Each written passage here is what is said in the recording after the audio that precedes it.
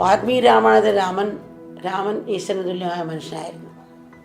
ഒരു മനുഷ്യന് വ്യക്തി, കുടുംബം, സമൂഹം എന്നീ 3 നിലകളിലുള്ള ധർമ്മം പാലിക്കേണ്ടതായുണ്ട്.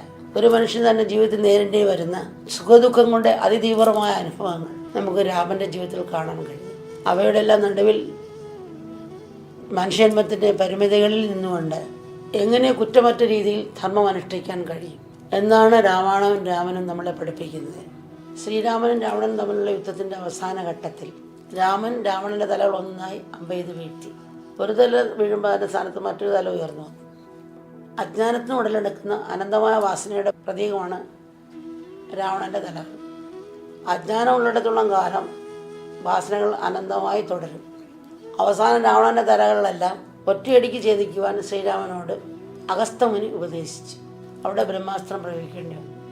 അതേപോലെ സാധകൻ ഇന്ദ്രിയങ്ങളെ ഒന്നൊന്നായി നിയന്ത്രിക്കാൻ ശ്രമിക്കുകയാണെങ്കിൽ ആ ശ്രമം അവസാനമില്ലാതെ നീണ്ടുപോകും. അതുകൊണ്ട് രാഗദേശങ്ങളുടെ വേരിനെ തന്നെ നമ്മൾ ലക്ഷ്യം വയ്ക്കണം. ഇപ്പോൾ വൃക്ഷത്തിൽ ശാഖ മുറിച്ചാൽ വീണ്ടും ഒരിടത്ത് 4 വട്ടം പൊട്ടി വരും. അതുപോലെയാണ് വാസന എന്ന് പറയുന്നത്. വേരോടെ മാറ്റിയാൽ പിന്നെ കിളിക്കില്ല. അജ്ഞാനത്തെ ഇല്ലാതാക്കിയാൽ ശരിക്ക് മാറ്റം ഉണ്ടാകും. അത് ശക്തമായ നിശ്ചയദാർഢ്യം. അപ്പം അമ്മ ഒരു കഥ ഓർക്കുകയാണ്. ഒരാൾ കുട്ടിക്കാലം മുതലേ രാത്രി തൻ്റെ കട്ടിലിനടിയിൽ, താൻ കിടക്കുന്ന കട്ടിലിനടിയിൽ ആരോ ഉണ്ടെന്ന് ചിന്തിച്ച് ഭയപ്പെട്ടിരുന്നു. ഭയം അമിതമായപ്പോൾ അയാളൊരു മനഃശാസ്ത്രത്തിൻ്റെ അടുത്ത് ചെന്ന് ഈ കാര്യങ്ങൾ പറഞ്ഞു. ഞാൻ ഉറങ്ങാൻ കിടക്കുമ്പോഴെല്ലാം ഞാൻ കിടക്കുന്ന കട്ടിൻ്റെ അടിയിൽ ആരെങ്കിലും ഉണ്ടെന്നുള്ള ചിന്ത വരും. അതോടെ എനിക്ക് ഭയമാകും. ഇത് കാരണം എനിക്ക് ഉറക്കം കിട്ടുന്നില്ല, ഭ്രാന്ത് പിടിക്കുമെന്ന് തോന്നുന്നു. മനഃശാസ്ത്രജ്ഞൻ പറഞ്ഞു, 1 വർഷം ചികിത്സിച്ചാൽ ഈ അസുഖം മാറ്റാവുന്നതേ ഉള്ളൂ. ആഴ്ചയിൽ 3 തവണ എന്നെ വന്ന് കാണണം. നിങ്ങളുടെ ഈ ഭയം പൂർണ്ണമായും മാറ്റിത്തരാം. ഉടനെ ഇദ്ദേഹം ചോദിച്ചു, താങ്കളുടെ ഫീസ് എത്രയാണെന്ന് ചോദിച്ചു.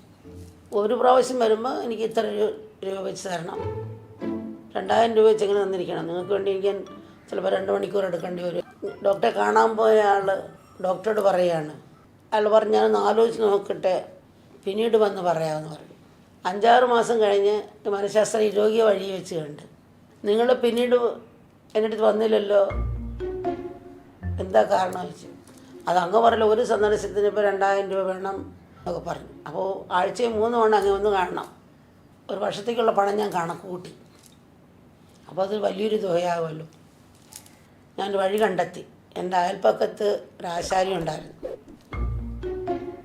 അയാൾക്കൊരു 1000 രൂപ കൊടുത്തു. എൻ്റെ അയാൾക്കാരൻ 1000 രൂപയ്ക്ക് എൻ്റെ അസുഖയെ മാറ്റി.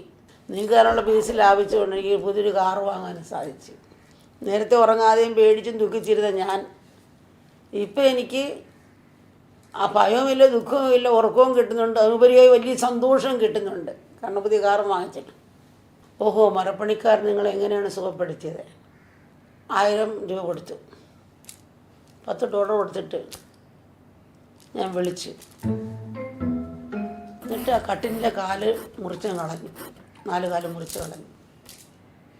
ആരും വന്നിരിക്കാൻ സ്ഥലമില്ല അവിടെ. ആ ഭയമില്ല. എൻ്റെ ഭയം പോയി. ഡോക്ടർ, എന്താണ് ഈ കഥയുടെ സാരം? നമ്മുടെ മിക്ക പ്രശ്നങ്ങളും നമ്മുടെ ഭ്രമത്തിൽ നിന്നാണ് ഉണ്ടാകുന്നത്. ഭ്രമം പറയാൻ പ്രശ്നം തീരും. ഇരുളടഞ്ഞ മുറിയിൽ ഭൂതങ്ങളുണ്ടെന്ന് ഒരു കുട്ടി ഭയപ്പെട്ട് കഴിയുന്നുണ്ടെങ്കിൽ ഏറ്റവും നല്ല മാർഗം ആ മുറിയിൽ ഒരു വിളക്ക് കത്തിച്ച് വയ്ക്കുക, വെളിച്ചം തെളിക്കുക. അതോടെ ഭൂതം അവിടെ ഇല്ലെന്ന് കുട്ടിക്ക് ബോധ്യമാകും. അതുപോലെ ആധ്യാത്മജ്ഞാനം വേണ്ട പോലെ നമുക്ക് ഉൾക്കൊള്ളാൻ കഴിഞ്ഞാൽ നമ്മുടെ എല്ലാ പ്രശ്നങ്ങളും അതോടെ തീരും. കളകളെ വെട്ടിമാറ്റിയാൽ പോരാ, അത് വേരോടെ പറിച്ച് നമ്മൾ മാറ്റണം. ലവനെയും പട്ടി കളിച്ചുകൊണ്ട് വരും, നമുക്ക് ജോലി ചെയ്തുകൊണ്ടേ ഇരിക്കണം. അതുപോലെ അജ്ഞാനത്തെയും വേരോടെ പിഴുത് എറിയേണ്ടതുണ്ട്. ഇന്ന് സദ്ഗുരുവിൻ്റെ മാർഗദർശനം കൂടിയേ തീരും. നിത്യനും പൂർണ്ണമായ ഈശ്വരനിൽ സംതൃപ്തി കണ്ടെത്തുന്നു. പ്രപഞ്ചം മുഴുവൻ ഈശ്വരമയമായി കാണുന്ന ഭാവത്തിലേക്ക് നമ്മൾ ഉയരണം. അതിനുള്ള വഴി തുറക്കുകയാണ് രാമായണം ചെയ്യുന്നത്. രാമായണം പകർന്നു തരുന്ന പാഠങ്ങൾ നിത്യമായ ശാന്തിയുടെയും സന്തോഷത്തിൻ്റെയും പാതയിൽ നമുക്കെല്ലാം ഒരു വെളിച്ചമായിരിക്കട്ടെ. കൃപ എല്ലാ മക്കളെയും അനുഗ്രഹിക്കട്ടെ.